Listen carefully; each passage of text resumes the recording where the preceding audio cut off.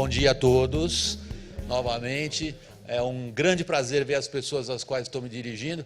Tem um monte de luz na minha cara que impede, eu gosto mais ainda quando iluminam a plateia. Dá para iluminar a plateia um pouquinho mais? Deixa eu ver se eles conseguem aumentar essa luz. Não, está preset para a câmera aqui. Então, bom dia novamente a todos vocês. O tema é da maior relevância. Quer dizer, o que a gente espera do que temos nesse nó, agora sim, melhorou para burro, nesse nó na política, o que ele sugere que aconteça com a economia, em que prazo e com quais consequências. Evidentemente que esse é um setor de enorme relevância na economia em duas pontas, pela participação no PIB não só, mas sobretudo por um aspecto social da maior relevância, que é emprego. Muitas vezes todos nós aqui que gostamos de política, estamos antenados em política, acompanhamos política, nos metemos em política, queremos saber o que vai acontecer com a política, perdemos essa dimensão social da crise na qual nós estamos hoje no Brasil.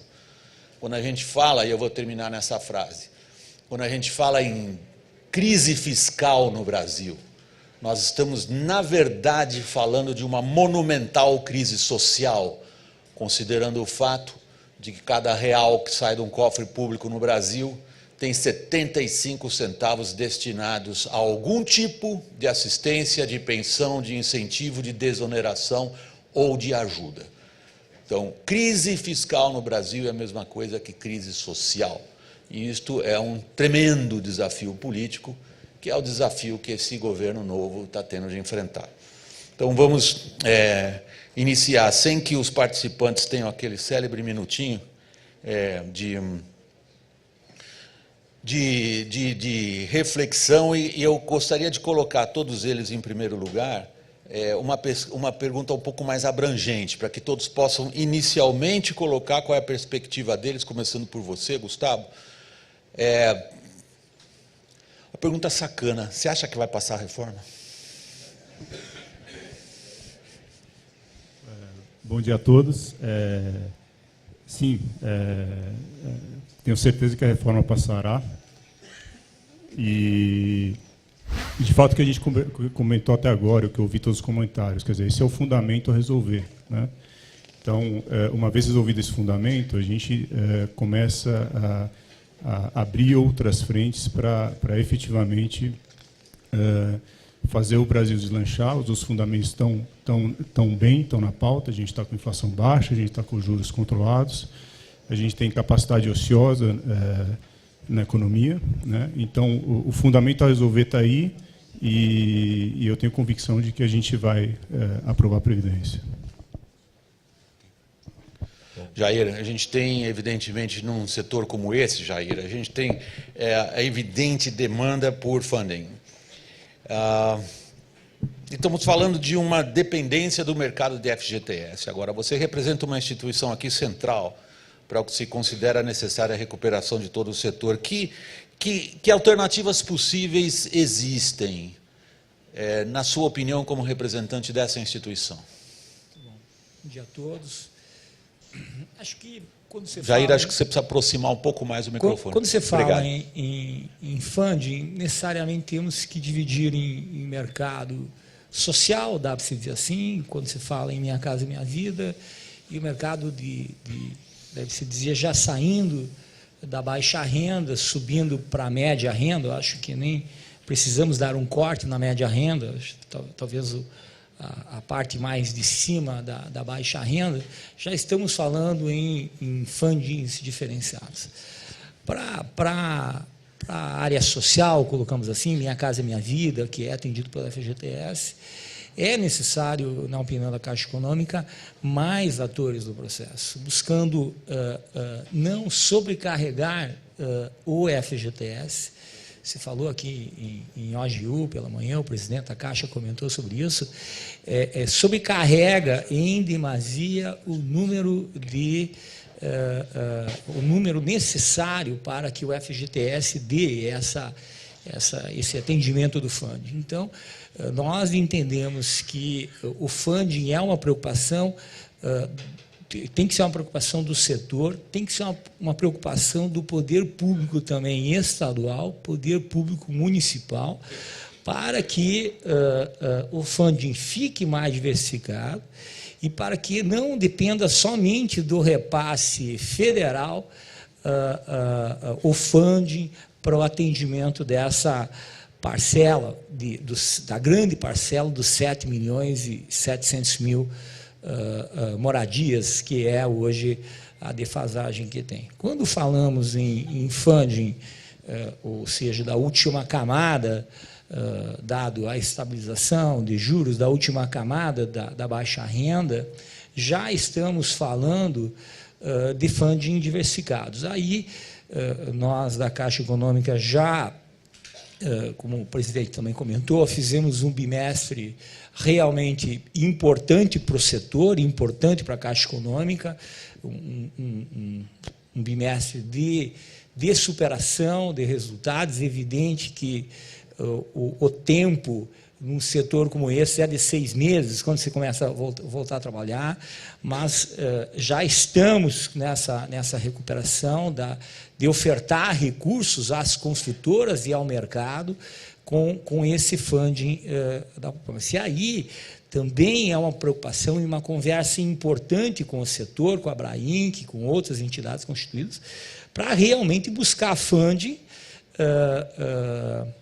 que seja suportado pela pessoa física e pela pessoa jurídica. Nós temos que nos preocupar muito com o fluxo de caixa das consultoras e de quanto que é o dispêndio dos juros, vamos dizer assim, essa é uma questão relevante, e chegar à ponta realmente a um preço aceitável, tanto para consultoras e como para pessoa física. É isso. Então, funding social e funding da última camada da baixa renda, acho que já tem que ir buscando outro tipo de alternativa. É óbvio que a gente tem falado de vários trilhos, quando a gente pensa na recuperação ou, digamos, na capacidade do setor de reagir à crise pela qual passou nos últimos 3, 4 anos. Aí entra a questão de investimento. Celso, é uma pergunta aberta, no fundo. Quer dizer, quando nós começamos essa conversa falando da reforma da Previdência, se ela passa, como disse o Gustavo, e a gente passa imediatamente para uma das instituições essenciais para o financiamento disso, numa ponta, que inclui o consumidor também, a outra que a gente se coloca é a seguinte: qual é o impacto positivo que a reforma da Previdência, que existe esse cálculo da sua parte, trará para a retomada de investimento nesse setor, sobretudo habitações de interesse social, que foi um dos primeiros pontos que o Jair levantou? A reforma da Previdência, acho que o Gustavo comentou de forma direta, assim, eu acho que não tem como não passar, né? Eu acho que essa é uma questão, e França, numa posição firme, direta, representando o setor e todos da mesa, trazem isso como uma questão fundamental para nós, e a Caixa Econômica pensa da mesma forma, é relevante. Se talvez nós não, vamos dizer assim, o que pode acontecer caso a reforma da Previdência seja aprovada, o que vai acontecer, eu acho que o principal é o que nós já estamos sentindo hoje, com a escassez que nós atravessamos de recursos para o mercado social. Acho que a gente já sente isso. Celso está na mesa aqui, é o secretário nacional da Habitação. Hoje a dificuldade de obtermos recursos, ela já é sentida. Então, na prática, entre aspas, a não aprovação da reforma da Previdência até hoje já é sentida pelo setor e pela área social. Então, a reforma da Previdência, nos parece que a recuperação do emprego é uma consequência, a recuperação da atividade produtiva com o próprio recolhimento do FGTS, precisamos agir firme em relação ao desemprego, e a reforma da Previdência tem como consequência direta a recuperação do emprego e, naturalmente, o aumento do bolo do FGTS. Não é possível nós estarmos com uma arrecadação do FGTS, com o recolhimento do FGTS da maneira como nós estamos, e entre aspas, continuarmos usando da mesma forma como viemos usando nos últimos 4, 5 anos e aumentando a utilização. Então, a reforma da Previdência é relevante, é muito importante, e ela não ter sido aprovada até agora, a gente sente no dia a dia, né, essa questão da escassez dos recursos que a gente tem. Rodrigo, A gente nota, ao contrário do segmento de média renda ou de habitação popular, tem demonstrado uma capacidade de resistência a esses tsunamis econômicos pelos quais a gente no Brasil diz que se acostuma, mas no fundo nunca se acostuma a enfrentar. O que explica essa capacidade, esse comportamento capaz de resistir a momentos difíceis como passamos? Bom, a demanda do segmento econômico ela é muito mais ancorada em demografia do que em expectativa econômica. O Brasil, nos últimos 10 anos, formou algo como 1.300.000 famílias que ganham menos que 4 salários mínimos todo ano. E vai formar 1.100.000 para os próximos 10 anos. Todo o programa habitacional federal, com recurso do FGTS, somam 400.000 moradias. Então, você forma 1.200.000, 1.300.000 e tem 400.000 disponíveis. A decisão de compra de uma família dentro do Minha Casa Minha Vida é uma decisão que ela não depende de expectativa econômica. Enquanto que no média alta você não compra um imóvel se o contexto econômico é ruim e existe uma perspectiva de que daqui a 1, 2, 3 anos você pode estar numa situação financeira pior do que hoje, você posterga esse investimento. Uma família, dentro de um conceito de habitação popular, como bem foi dito aqui, 65% do déficit é aluguel excessivo, é o ônus excessivo do aluguel. Então, essa família paga R$800, R$900 de aluguel, e se ela comprar um imóvel no Minha Casa Minha Vida, ela vai amortizar esse imóvel pagando R$600.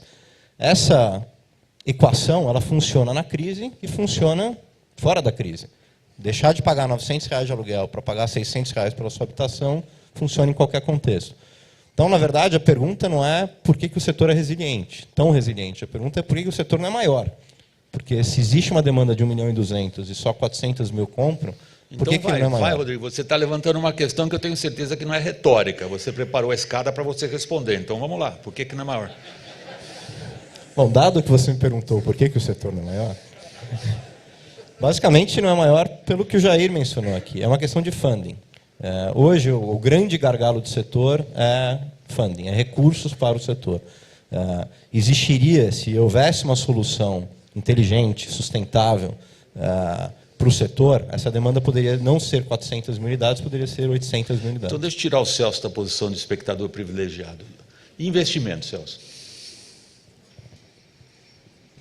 Os três, está faltando o França ainda falar, os três já deram uma passeada geral pelas questões. Quer dizer, de funding, o Rodrigo acabou de dar, inclusive, interessantíssima análise dele, um pouco mais sociológica até. Por que explica essa diferença de expectativa entre o agente econômico de renda alta e o agente econômico de renda baixa, no caso o consumidor, né, entendido como agente econômico. E ele vai contundentemente a questão, só não é maior. Por quê, Celso? Respondendo da seguinte maneira, o programa Minha Casa Minha Vida ela tem faixas de atendimento em função de rendas familiares, né? E a gente pode dizer o seguinte, a grande preocupação hoje é recursos relacionados a famílias de baixíssima renda, aquelas que não têm condições de comprar nenhum tipo de imóvel. Por quê? Depende essencialmente da fonte do governo, recursos do Tesouro.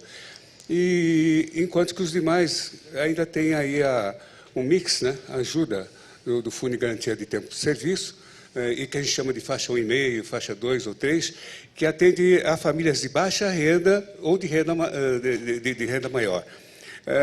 O que acontece é, quando a gente fala em funding, nós estamos falando da faixa 1, basicamente, que é o principal. Por quê? Porque depende essencialmente dos recursos do Tesouro. E esses recursos estão cada vez mais escassos, né? Nos últimos anos, em função da crise econômica, esses recursos têm caído e, basicamente, esses recursos não só servem para atender a faixa 1, desculpe interrompê-lo, mas é para sustentar e elaborar o seu raciocínio nesse ponto. Quando você diz que há recursos que dependem diretamente do Tesouro, e nós estamos falando da reforma da Previdência como forma de atacar a crise fiscal. Isso. Qual é o cenário que você projeta com ou sem a aprovação da reforma da Previdência em relação ao argumento que você acabou de expor? Os recursos do Tesouro, evidentemente, dependem daquele recurso que o governo tem de investimento. Então, na medida em que você tem aí a necessidade do governo contribuir com os benefícios da Previdência, né, com os benefícios da Previdência, faltam recursos de investimento. Cada vez mais, cada vez menos. Então, qual que é o cenário do mercado futuro? esse cenário não tendo recursos para investimento, vai faltar recursos, evidentemente, para aplicar nesse mercado de atendimento a essa família de baixíssima renda. Então, eu diria que a não aprovação da reforma da Previdência acarreta a falta de recursos, que evidentemente vai impactar diretamente na população de baixíssima renda.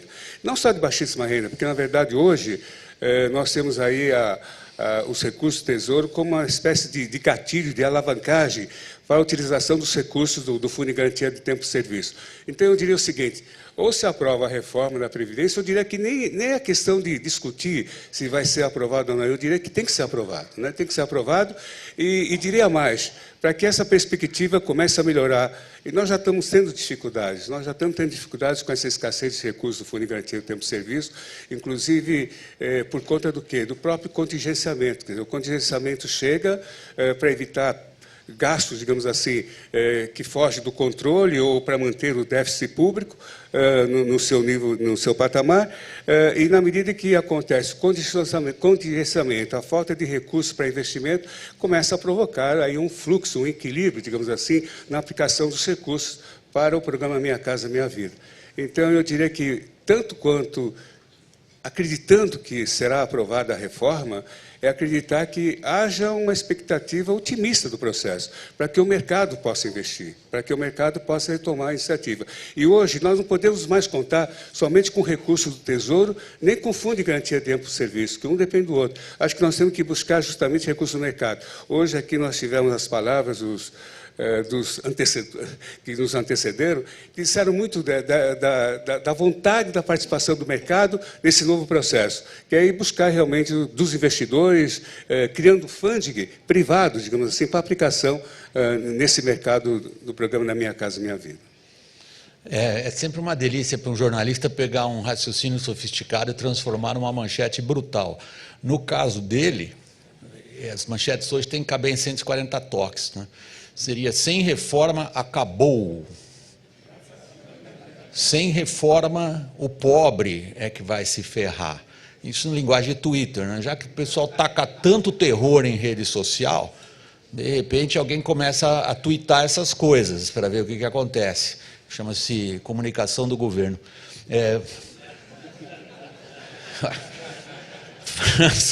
Não, eu não tenho nada a ver com isso. Só estou raciocinando como jornalista quando a gente ouve uma análise de contexto. E eu sou muito grato pela sua franqueza, precisão e nitidez, Celso. Você foi excepcionalmente, eu agora estou dizendo numa boa, sem fazer piada, você foi extraordinariamente contundente quando você analisa possíveis cenários e possíveis resultados, França. A pergunta é se você concorda com esse tweet de...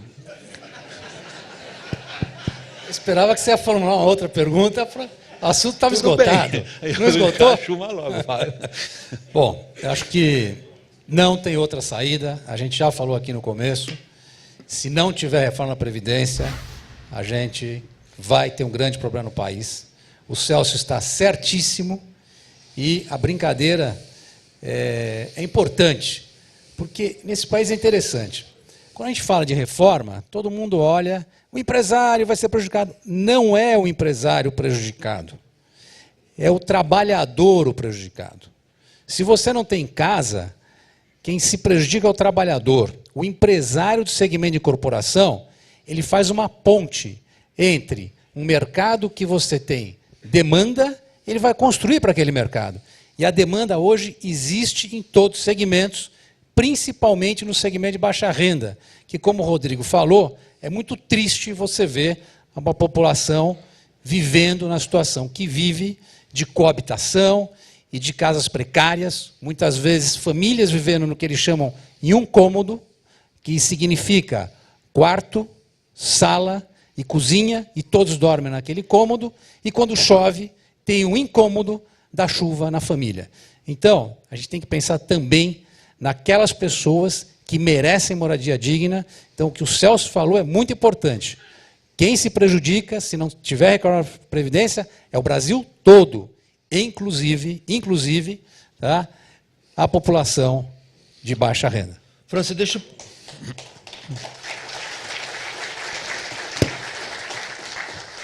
França, deixa eu puxar você para um aspecto mais específico. Veja, nessa rodada que nós tivemos até agora, nós tivemos um panorama geral de quais são as consequências para a economia brasileira em geral e para esse setor em particular, se um plano de ataque à questão do déficit, da dívida, do gasto público, não resultar na aprovação de uma reforma significativa. Está claro a análise geral de vocês.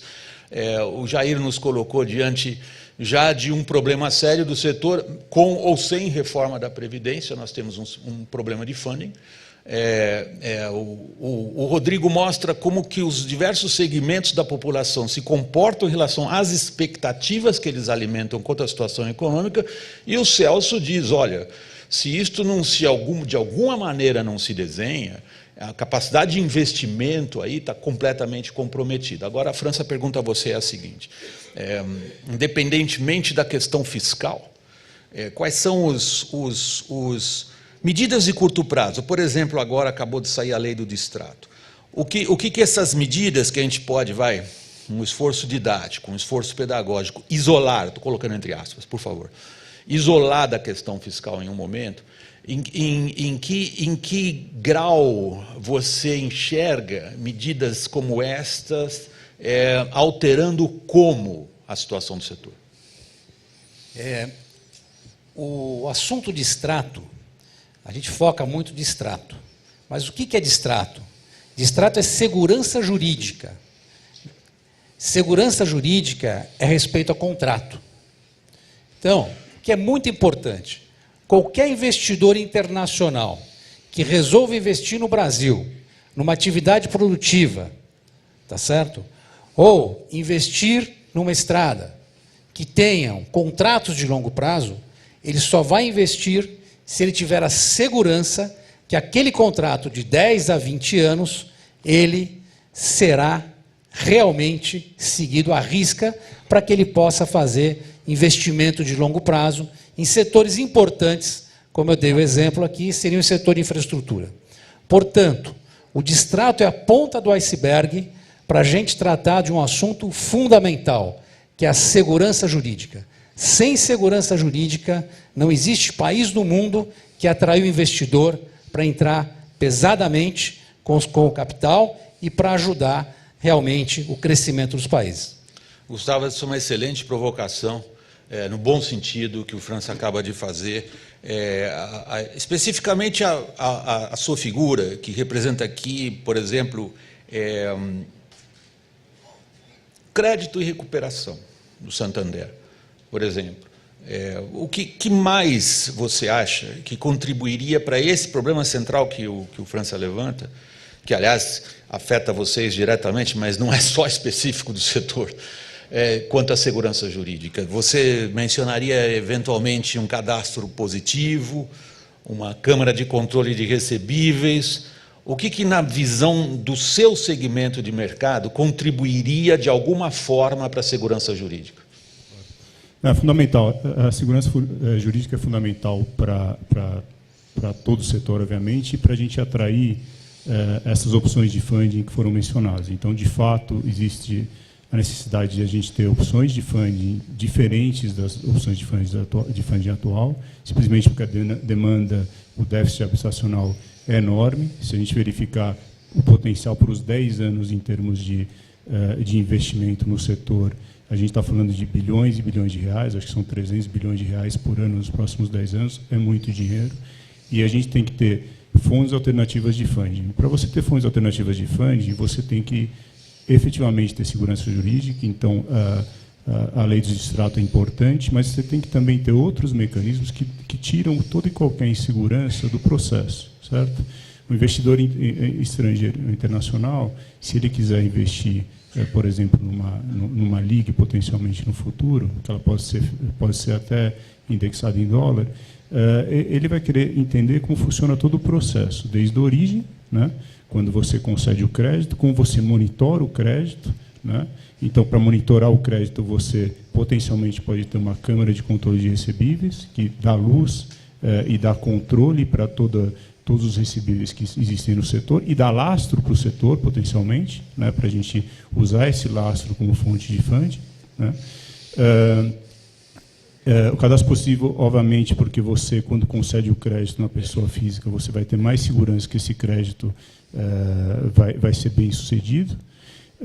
E com relação aos outros aspectos jurídicos no qual eu vejo no dia a dia, a alienação fiduciária é algo que está aí e funciona, que dá mais segurança e é fácil explicar para qualquer contraparte, né? Então, você tem que ter uma série de frentes para você efetivamente reduzir a insegurança do processo, que é um processo que tem seus riscos, mas eles podem ser super bem mapeados e mitigados, que vai trazer um entorno favorável para todo o setor. É muito melhor você financiar quando você sabe o começo, meio e fim, caso as coisas não funcionem de forma adequada, que podem ocorrer, né? Mas você sabe exatamente como esse negócio funciona e que você mede, né, esse processo ao longo do tempo. Então, isso faz com que você consiga ter fontes alternativas de funding com prazos melhores e mais dilatados, que são características do setor. O setor não opera no curto prazo, ele opera em prazos mais dilatados. Então, a gente conseguiria equacionar um pouco esse mismatch de funding no qual a gente convive ao longo dos anos, mas essas mudanças podem ser fundamentais para a gente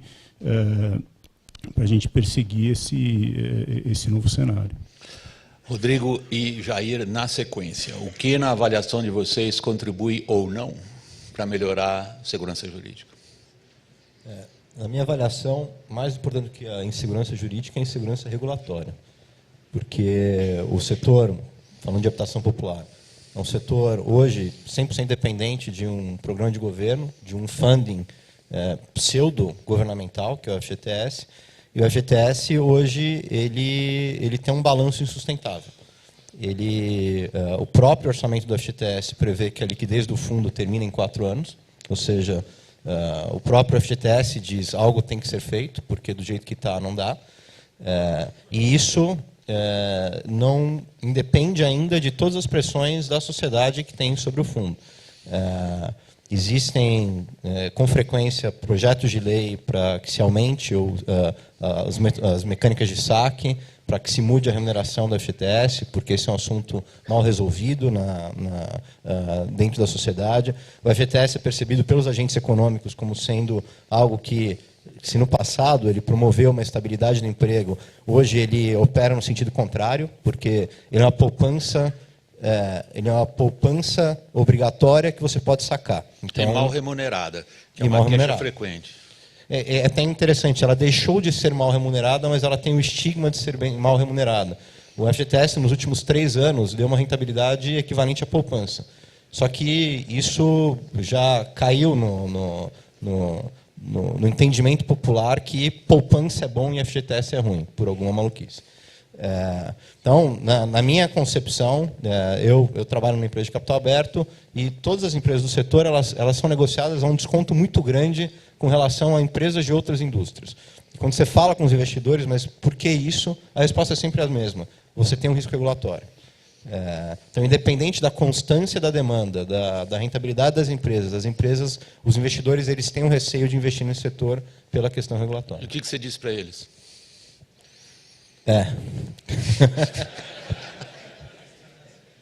Jair. Acho que o Gustavo abordou bem a questão da insegurança jurídica. Acho que nós entendemos que precisamos caminhar em relação a toda essa questão. Isso tem a ver com funding, né, que você bem colocou, Gustavo, a questão, de fato, de termos contratos justos, contratos longos, contratos que suportam trocas de governo, contratos que suportam trocas de clientes, para que realmente o funding da classe média, vamos colocar dessa forma, para que a gente realmente consiga trazer funding mais adequado. Eu queria trazer essa questão da insegurança jurídica caminhando, o trabalho importante que foi feito pela Abraim, que eu acho pelo setor, na questão de extrato, foi realmente fundamental.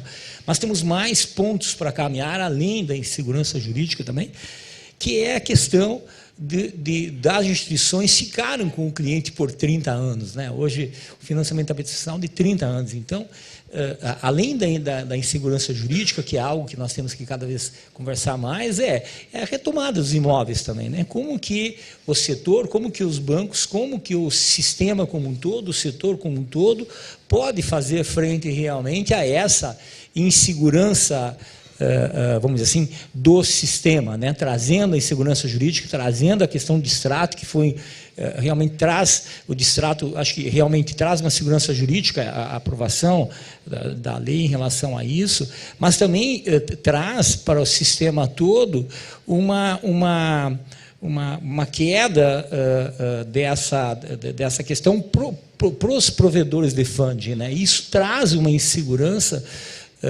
no final jurídica também para os novos investidores em relação a funding, que é exatamente a questão da retomada. Então, é algo que nós do setor precisamos enfrentar, é uma conversa difícil, uma conversa que naturalmente mexe no balanço dos bancos, e evidentemente nós queremos também trazer para uma conversa boa, e já estamos fazendo isso com a Abrainc, com as demais entidades, como trazer esta segurança de volta também aos bancos, para que a gente consiga continuar emprestando e com uma devolução, entre aspas, do empréstimo, que seria retomado dos imóveis, de uma maneira um pouco mais aceitável do ponto de vista de fluxo de caixa.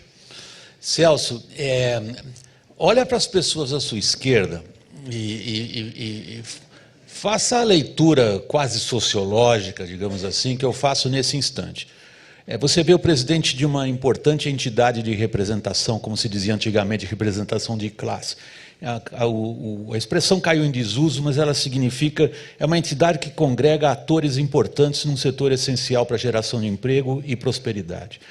Você tem agentes do setor financeiro, tanto o privado quanto o estatal, que são responsáveis pelo oxigênio para o funcionamento não só desse setor, mas da economia como um todo. E você tem um empresário de uma empresa de capital aberto que acabou de dizer que navegar nesse ambiente de cipoal regulatório, não vamos dizer manicômio, porque do manicômio a gente foge, né? E de uma situação dessas dificilmente. E aí existe um grande sujeito oculto que é você, que é a instância estatal, é o Estado. A gente olha para o Estado no Brasil como, sei lá, como um fenômeno meteorológico. A gente registra as coisas e sempre à espera do que vai vir, com alguma previsibilidade. Ali tem nuvens pretas, ok, perigoso. Ali está o céu tá azul, ok, vai melhorar. Mas como se a gente não tivesse capacidade de atuar. Agora temos um governo novo que se elegeu com forte apelo a segmentos empresariais, no sentido de desburocratizar, desregular, dar segurança jurídica e melhorar o ambiente de negócio. Vai acontecer? Vai. Aliás, já está acontecendo, estamos conversando muito. Eu posso dizer que, praticamente assim, diariamente, nós temos conversado com os setores, não só de classe, mas com os empresários. Ainda aqui, né, neste encontro aqui, tivemos a oportunidade já de agendarmos novos encontros. Por quê? Porque não há mais condições de seguir, digamos assim, somente com o modelo existente hoje no programa Minha Casa Minha Vida. Não há mais como seguir. Esses modelos estão sendo revisados, serão aprimorados, mas temos que criar novos produtos. Temos que criar novas alternativas de investimento no mercado. E não há possibilidade do governo, dos entes públicos, vamos chamar assim, arcar sozinho com isso. Temos que envolver a própria iniciativa privada nesse processo. Então, há poucos instantes, conversando até com o Rodrigo, ele falou muito bem existe uma alternativa mista de atendimento dentro do programa Minha Casa Minha Vida, que se chama faixa 1,5. Né? Metade faixa de baixíssima renda, a outra metade que a gente chama de faixa 2, de uma renda maior. Então, existe aí um mix, né, que é uma participação, quase que uma subvenção do governo federal, através dos recursos do Tesouro, cada vez escasso, mas ela pode ser maximizada dentro de uma alavancagem para a utilização dos recursos do Fundo de Garantia de Tempo de Serviço. Agora, isso envolve o quê? Envolve o estabelecimento não só da revisão dessa faixa, do aprimoramento, mas também a criação de novos produtos. E foi dito aqui, inclusive, da locação social, né? Locação social como uma das alternativas, também os programas chamados PPPs, inclusive um modelo aqui no estado de São Paulo que está sendo desenvolvido. Acabei de falar que eu sei que em São Paulo está sendo estudado também essa alternativa da locação social com a participação da iniciativa privada. E aí então, a gente envolve o quê? Envolve alguns outros assuntos, né? Não só digamos, o aspecto jurídico, como foi garantido aqui, até mesmo da figura de um fundo garantidor de todo esse processo. Porque quando começa a trabalhar com o governo, a gente tem que entender que uma das maiores inseguranças é trabalhar com o governo, né? Então, daí porque as coisas têm que ser regulatórias, têm que ser bem claras, de cima para baixo. O nosso papel é de formulação de política e, nesse momento, de aglutinação, de coordenação, e é daí porque eu diria que, nesse momento, num trabalho que nós estamos desenvolvendo em conjunto lá com a Caixa Econômica, nós formamos um grupo de trabalho, estamos quase que há mais de 30 dias, né, trabalhando nesse tipo de processo, nos aprofundando nessa pesquisa, justamente para tirar, digamos assim, fazer com que essa sua apreensão, digamos assim, que foi relatada aqui, ela se desvaneça e realmente mostremos a cara de uma nova política, de um novo governo. Pessoal, uma pequena e brevíssima pausa técnica. Está prevista a participação de vocês por escrito. Eu não estou recebendo perguntas por escrito.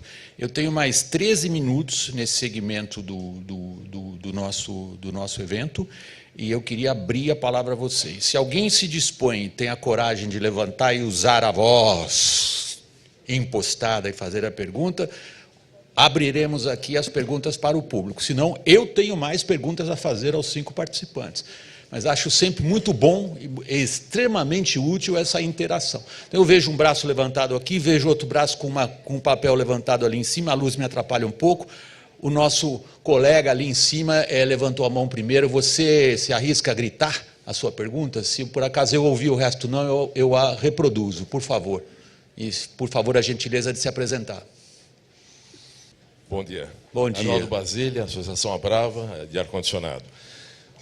Toda a explanação que está sendo apresentada agora está fundamentada na regulamentação de empregos formais com contribuições para a Previdência de uma maneira adequada, de uma maneira sequencial.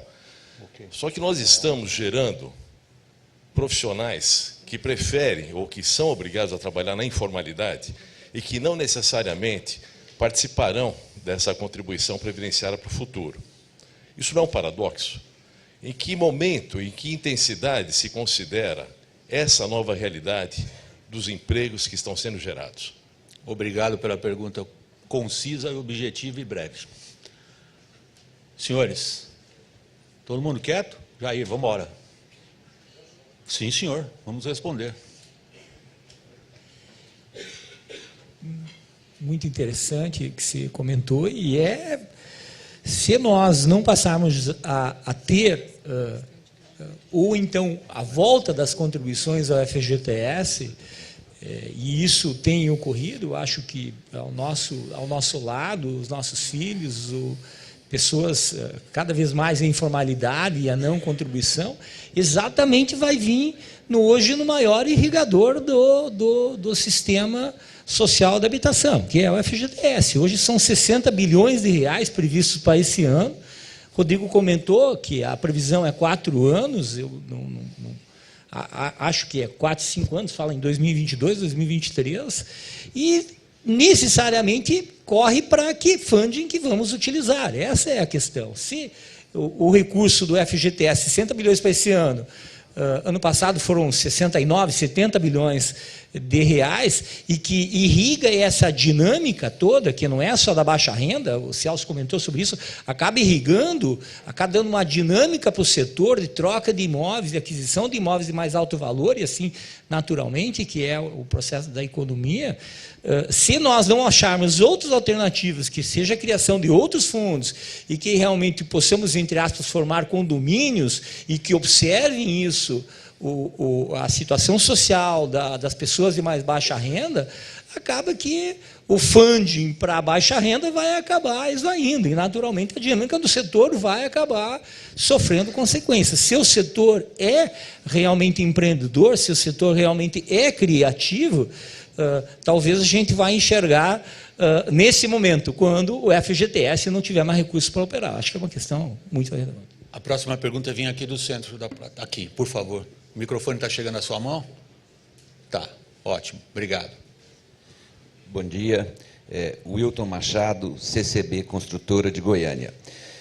Na semana passada, o ministro Paulo Guedes, em uma audiência em uma das comissões do Senado, respondendo uma pergunta de um senador sobre a continuidade do programa Minha Casa Minha Vida, ele acenou com a possibilidade de uso dos recursos do FI e do FGTS no programa Minha Casa Minha Vida, tendo em vista que esse é o grande problema de funding dessa área de segmento econômico. Isso está em estudo no governo?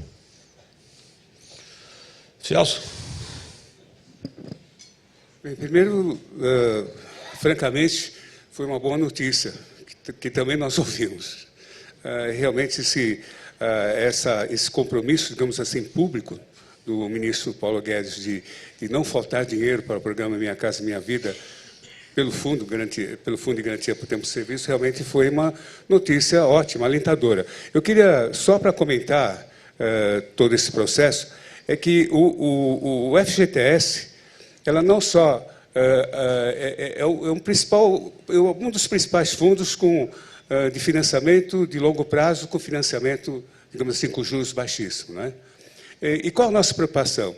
É que qualquer ameaça, digamos assim, ao Fundo de Garantia de Tempo de Serviço, no sentido de que ela venha a se reduzir ou coisa dessa ordem, o próprio Jair já deixou bem claro de que isso vai afetar enormemente o mercado. Agora, por outro lado, a gente pensa da seguinte forma, mas com a aprovação da reforma, na verdade, com o aumento, aí, digamos assim, de um crescimento da economia, aumenta os empregos formais. Então, a médio prazo, me parece que o Fundo de Garantia de Tempo de Serviço se torna mais seguro, mais alentador. Agora, qual que é o receio, talvez, aí da classe? É que, hoje, o Fundo de Garantia de Tempo de Serviço é a alavancagem do setor, né? Ela é no setor de habitação social. É responsável, digamos assim, por um aumento fantástico das unidades. Apesar da queda dos recursos do Tesouro, o Fundo de Garantia por Tempo de Serviço tem permitido, através, por exemplo, da construção na faixa 1,5, um crescimento muito grande de unidades. Eu diria que hoje, por exemplo, enquanto que a faixa 1 tem um número de unidades habitacionais construídas bem reduzida em relação, por exemplo, a 2014, entretanto, houve um aumento significativo na faixa 1,5, que conta com a participação dos recursos do Fundo de Garantia por Tempo de Serviço. Esse setor, portanto, que representa hoje 2/3, digamos assim, do movimento imobiliário, depende basicamente desse fundo, e isso aí nos causa preocupação no sentido de que, no futuro, esse fundo, por esse juro baixíssimo, financiamento de longo prazo, se torne um guarda-chuva, né? O que significa guarda-chuva? De repente, passe a ser colocada para outros tipos de investimento, que não somente, necessariamente, para essa área de habitação social, uma das áreas mais importantes aí para manter, digamos assim, a força do setor. Essa é uma preocupação que nós temos também, e que, evidentemente, no momento oportuno, a gente vai passar a discutir. Senhores, algum comentário adicional? Então, tem a próxima pergunta aqui, por favor. As próximas perguntas, alguém que está levantando a mão? Ali, estou vendo. Deixa eu ver, por favor. E aqui, 1, 2, 3. Okay. Bom dia a todos, parabenizar a Abraenc pela iniciativa. A pergunta é mais direcionada ao pessoal do governo. Eu hoje vi com muita preocupação painel da Folha e também do jornal Valor Econômico, onde diz a fonte secou.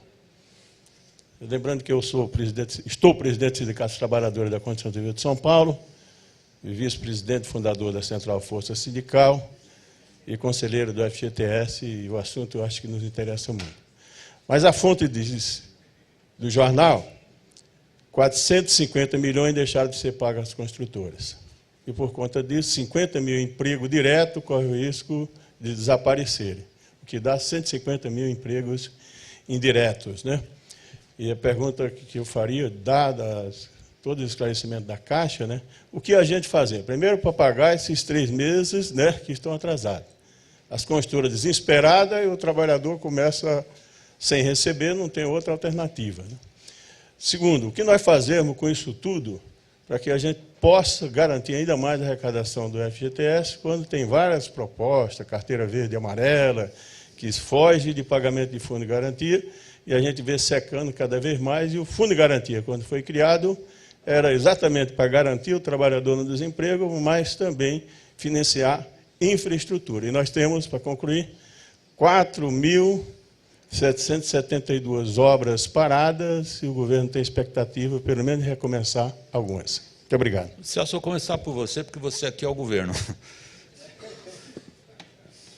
Mas dessa vez eu vou colocar vocês nesse comentário. Me parece relevante, porque ele está ligando na pergunta as duas questões essenciais: das reformas que afetam a capacidade do governo de investir e o impacto que as reformas têm na capacidade de arrecadação e de disponibilização de recursos. Celso, por favor. Bem, eu estava esperando essa pergunta, né? Eu acho que quando o Jair e o Jair nós estávamos esperando essa pergunta, o Jair da Caixa. Quando nós estávamos vindo para cá, eu falei assim, bom, é hoje, né? E eu falei assim, ué, essa pergunta não está surgindo. Na verdade, tem razão. O que está acontecendo, houve uma desregulagem, digamos assim, um desequilíbrio nesse fluxo de pagamento aí para o setor, principalmente com relação às medições já efetuadas e atrasadas. Mas qual foi o motivo disso? Foi no início do ano, quando houve aí o contingenciamento, né? Um contingenciamento que era de 1/12, tradicional, digamos assim, no início de cada governo, foi para 1/18, né? E com isso aí todo um descontrole que houve, e nesse descontrole de fluxo de recursos, houve um atraso de pagamentos, mas colocamos isso como prioridade. Agora, estavam já praticamente normalizando esse tipo de processo, né, nesses últimos tempos, com a ajuda, com o adicional de 400 milhões que o próprio governo nos alocou, lembrando sempre de que o déficit da nossa secretaria com relação aos recursos do Tesouro no início do ano foi da ordem de 1,5 bi, né? Só para ter uma ideia. Mas, ainda assim, nós estamos administrando esse processo.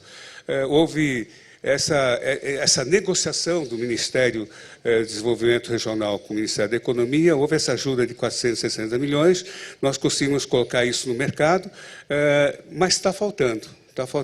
Agora, o problema maior é que houve um novo contingenciamento, uma nova limitação agora, no início da semana, o que provocou novamente um novo desequilíbrio nesse tipo de processo. Mas posso garantir que, de qualquer forma, há um fôlego, e esse fôlego vai permitir que a gente aí ajuste, digamos assim, todo esse processo, esse equilíbrio, pelo menos até o final de abril, né? A gente possa regularizar. Agora, qual a minha preocupação? Ainda vai perguntar aí depois de abril. É um receio nosso, né? Nesse momento, o ministro e todos nós estamos numa negociação intensa, né? Levantando prioridades. Nós estamos vivendo um negócio chamado de gestão de prioridades, né? Nesse momento. Falta recursos, então estamos negociando lá com o Ministério a partir de julho, porque a partir de julho, o que nós esperamos? Nós estamos rezando aí, na verdade orando, para que a partir de maio comece a arrecadação, né? A arrecadação começa a aumentar, e na medida que essa arrecadação começa a aumentar, se cria aí uma certa expectativa. O contingenciamento nada mais é que uma medida que pode, esse condicionamento, ele pode aumentar ou pode diminuir de acordo com o clima, digamos assim, com a evolução da economia. Nós esperamos que aconteça boas notícias aí a partir de maio, junho, e se isso não ocorrer, nós partimos aí para um pleito, digamos assim, de suplementação orçamentária, digamos assim, a partir de junho, que é essa maneira de continuar. Agora, o alento nosso, como dizemos anteriormente, foram as palavras do ministro Paulo Guedes, né, de que não vai faltar recursos para o Fundo de Garantia de Tempo de Serviço. Isso nos dá uma certa tranquilidade. É isso, Jair. Celso, eu sei, sem ofender a religiosidade de ninguém, esteja seguro que estamos todos rezando. Todos, realmente.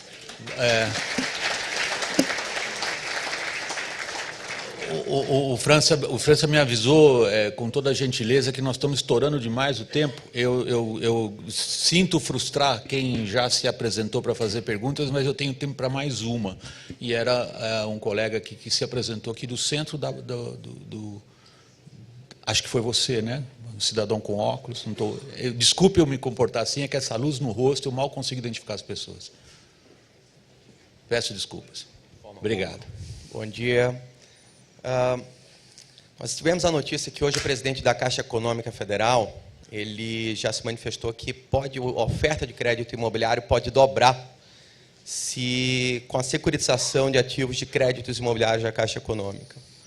Eu fico me perguntando assim, a possibilidade do mercado de capitais se interessar pela securitização, como aumentaria muito se o indexador dos créditos imobiliários deixasse de ser a TR, passasse a ser algo mais de mercado, como IPCA e IGPM. Gostaria de fazer uma pergunta aqui, saber se tem essa possibilidade, se a Caixa Econômica já vislumbra isso num curto espaço de tempo, mudar essa indexação agora. Teve até uma resolução do Banco Central alterando isso, dando essa possibilidade, especialmente agora para a SFH.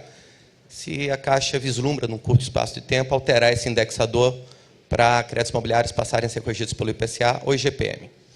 Vou pedir, Jair, para você ser breve na sua resposta, para dar tempo para o Gustavo também comentar, e aí a gente encerra, por favor. Sim, nós observamos o mercado, algumas questões em relação ao setor, não exatamente isso que você perguntou, a gente já está colocando agora, acho que durante o mês de abril, alguma questão relacionada à SFI, praticamente a pergunta foi o sistema financeiro imobiliário, né, que é alguma alteração nesse sentido, a gente está vendo isso. A palavra curto prazo, a expressão talvez não seja tão adequada, vamos dizer assim. Acho que a médio prazo, sim, nós observamos isso, tem a ver com o apetite do investidor, essa questão do indexador. Tá? Então, sim, a gente tem interesse, nós estamos estudando, já nesse mês a gente faz algumas alterações, trazendo o SFI aí junto com a SFH, acho que vai ser importante, e na sequência a gente estuda isso também. Gustavo.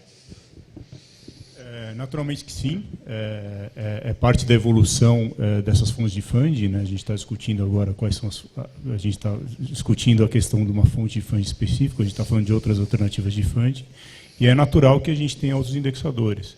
É absolutamente natural, porque você consegue atrair os investidores, tanto locais quanto internacionais, em métricas ou indexadores conhecidos, né? Que dá mais conforto também para a atração deles. Então, naturalmente que sim. Em nome dos participantes desse painel, eu queria agradecer muito a atenção e a participação de vocês. Muito obrigado.